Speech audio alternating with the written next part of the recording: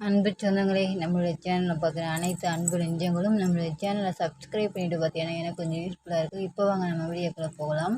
என்னை நேசித்தவள் பாகம் 15. கட்டிலுக்கு பக்கத்தில் வெறும் தரையில் தலைக்கு தலையணை கூட இல்லாமல் கைகளை தொடைகளுக்கு நடுவே வைத்துக்கொண்டு தனது மொத்த உயரத்தையும் குறிக்கிக் கொண்டு படுத்திருந்தாள் யுவதி.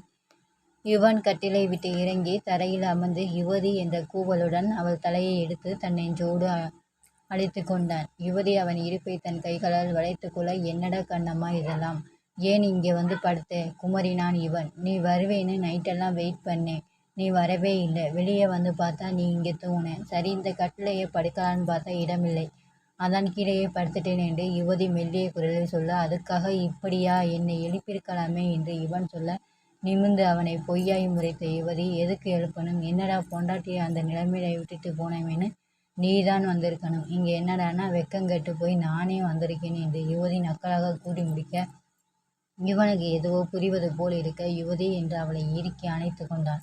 அவசரமாக அவளை அள்ளி எடுத்தான். அறையை நோக்கி வேகமாக நடந்தான்.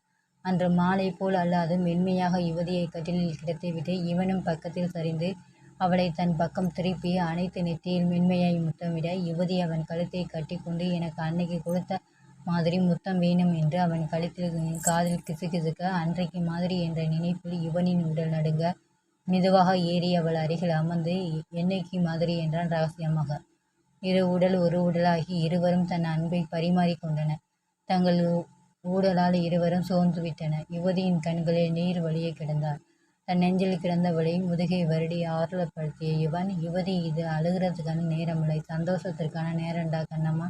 சரி, இப்போ சொல்லு, எந்த நிமிஷத்திலிருந்து உனக்கு என்மேல் இப்படி ஒரு அபிப்பிராயம் வந்துச்சு என்று இவன் கேட்டதும் தன் கண்களில் மிச்சமிருந்த கண்ணீரை அவன் நெஞ்சிலே துடைத்து கொண்டு மூக்கை உறிஞ்சியபடி எழுந்த யுவதி அவள் ஆடைகளை அணிந்து கொண்டாள். நீ முதல்ல நான் கேட்டதுக்கு பதில் சொல் என்ற குரலில் குறும்பும் காதலும் நிரம்பி வழியே கேட்டான் இவன்.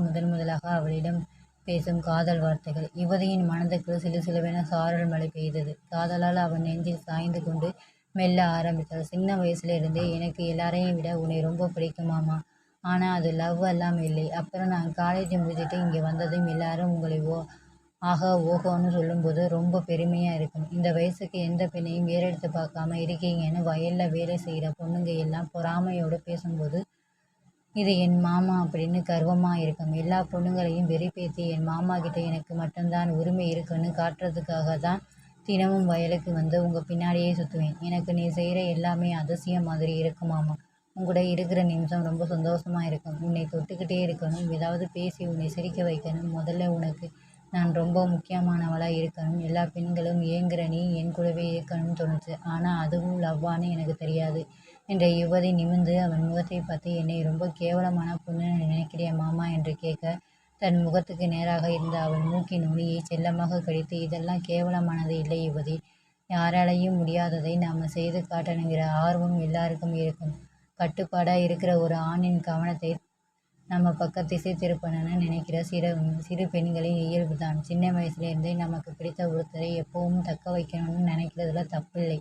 ஆனால் அதுக்காக நீ தேர்ந்தெடுத்த முறைதான் என்னை ரொம்ப சலனப்படுத்திடுச்சு. கட்டி பிடிக்கிறதும் முதுகில் இந்த இரண்டையும் வச்சு அழுத்திக்கிட்டு உப்பு மூட்டை ஏறுவதும் மடியிலை சாஞ்சு கிடக்கிறதும் ரொம்ப அட்டகாசம் பண்ணிட்டேன். அதான் நான் என் இளமையை மறுபடியும் உணர்ந்த தருணம் யுவதி. இவ்வளோ சின்ன வயசு அழகான பொண்ணுக்கு என்னை பிடிக்குதுன்னு எனக்குள்ள ஒரு உணர்வு. அந்த சமயத்தில் நீ என் அக்கா பொண்ணு, நான் தோளில் தூக்கிட்டு போய் ஸ்கூலில் விட்டுட்டு வந்த என் குட்டி தேவதைங்கிறது எல்லாம் மறந்து போச்சு. நீ ஒரு பெண், நான் ஒரு ஆண், இது மட்டும்தான் என் மனசில் இருந்துச்சு. அப்புறம் நீ கிணத்துல நீ விழுந்தப்ப எனக்கு என் உயிரே போன மாதிரி ஒரு உணர்வு. உயிரை கொடுத்தாவது உன்னை காப்பாற்றணும்னு ஒரு ஆவேசம் வந்துச்சு. காப்பாற்றி நீ குளிச்ச தண்ணியை வெளியே எடுத்ததுக்கு அப்புறமா தான் உன் அழகு என் கண்ணை உறுத்தி என் குத்தியை மழுங்கடிச்சது.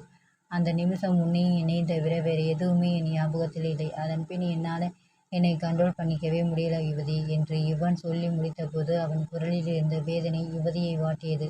மெதுவாக அவன் நெஞ்சை தன் விரல்களால் வருடி கொடுத்தாள். எனக்கும் அன்னைக்கு தான் என் மாமா யாரு, நான் யாருன்னு புரிஞ்சது.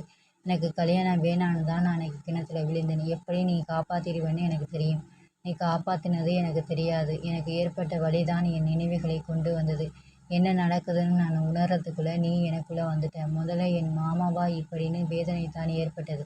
ஆனால் அப்புறமா நீ சொன்ன பாரு ஒரு வார்த்தை, அதுதான் மாமா என்னை புரட்டி போட்டுருச்சு. என் மாமாவை என் அழகால சலனப்படுத்திட்டேன்னு ஒரு கர்வம்தான் என் மனசில் வந்தது.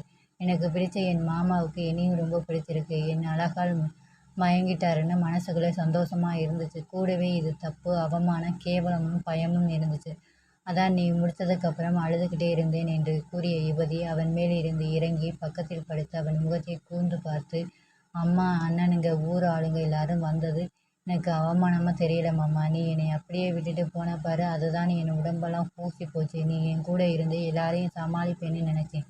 நீ எல்லாருக்கும் முன்னாடி ஓடினதும் நம்ம உடம்பு மட்டும்தான் மாமாவுக்கு தேவைப்பட்டிருக்குன்னு என் மேலே எனக்கே அருவருப்பு வந்தது என யுவதி வேதனையுடன் முழங்கலாக சொல்ல சொல்ல அவள் வேதனை யுவனையும் தொற்றி கொண்டது. அவள் முகத்தை இழுத்து தன் நெஞ்சில் வைத்து கொண்டு, எனக்கு அப்போ நிறைய தடைகள் யுவதி. எதுவுமே புரியலை. நீ படிக்கணும்னு சொன்னது, அப்புறம் உனக்கும் எனக்குமான வயசு வித்தியாசம், இது எல்லாத்தையும் விட மகள் மாதிரி வயசு உள்ள பெண்ணை இப்படி பண்ணிட்டோமே என்ற குற்ற உணர்வு என்று யுவன் சொல்லும் போதே அவள் வாயை தன் விரலால் மூடிய யுவதி இன்னொரு முறை மக மாதிரி வளர்த்த பொண்ணுன்னு சொல்லாத மாமா.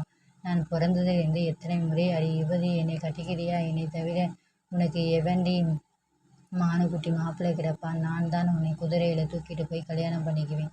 நான் தாண்டி உனக்கு மாப்பிள்ளைன்னு சொல்லி சொல்லி என்னை தூக்கி வச்சுக்குவேன். அதையே மகக்கிட்ட சொல்லுவியா? நான் வேற, சிவத் மக வேற மாமா. அது அப்பா மகள் பாசம். இது காலங்காலமாக இருந்து வர்ற அக்கா மக என்ற உரிமை கலந்த அன்பு.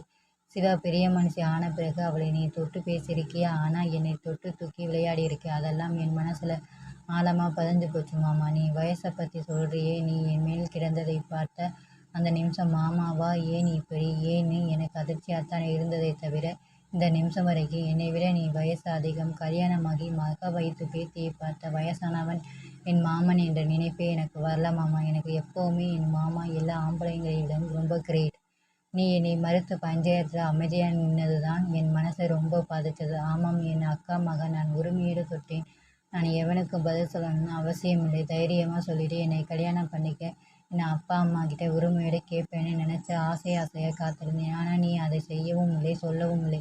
அப்புறமா தான் எனக்கு உன் மேலே பயங்கர ஆத்திரம் வந்தது. உன்னை ஏதாவது பண்ணி என்னை ஏற்றுக்க வைக்கணும்னு வெறி வந்தது. அதான் போலீஸ் கம்ப்ளைண்ட் கொடுத்தேன். அப்போவும் நீ என்னை கல்யாணம் பண்ணிக்க சம்மதிக்கலை. மனசு வெறுத்து போய் இருந்தப்ப வயிற்றுல பாப்பா வந்துருச்சு. அது உன் பிள்ளைன்னு ஆசையாக இருந்தாலும் நீயே என்னை வேணான்னு ஒதுக்குனதும், உன் பிள்ளையை ஏன் வச்சுக்கணும் ஒரு வெறுப்பில் தான் அப்பா ஹாஸ்பிட்டலுக்கு கூப்பிட்டதும் அரை மனசோட கிளம்பினேன். அதுக்குள்ளே அம்மாச்சி வந்து தடுத்துட்டா இருக்கு. அம்மாச்சி வந்து கேட்டதும் இனிமேல் மாமாவோட குழந்தை என்னை விட்டு போகாதே அப்பாடான்னு இருந்துச்சு. எப்படியாவது உங்கூட கல்யாணம் நடக்கணும்னு உடனே கிளம்பி அம்மாச்சி கூட வந்துட்டேன். நீ சம்மதம் சொல்லாதது எனக்கு ஆத்திரமாக வந்தது. உன்னை கல்யாணம் பண்ணி பழி வாங்கணும்னு நினச்சேன். தொடரும். உங்களுக்கு இந்த வீடியோ பிடிச்சிருந்தா லைக் பண்ணுங்கள், ஷேர் பண்ணுங்கள், சப்ஸ்கிரைப் பண்ணுங்கள். தேங்க்ஸ் ஃபார் வாட்சிங்.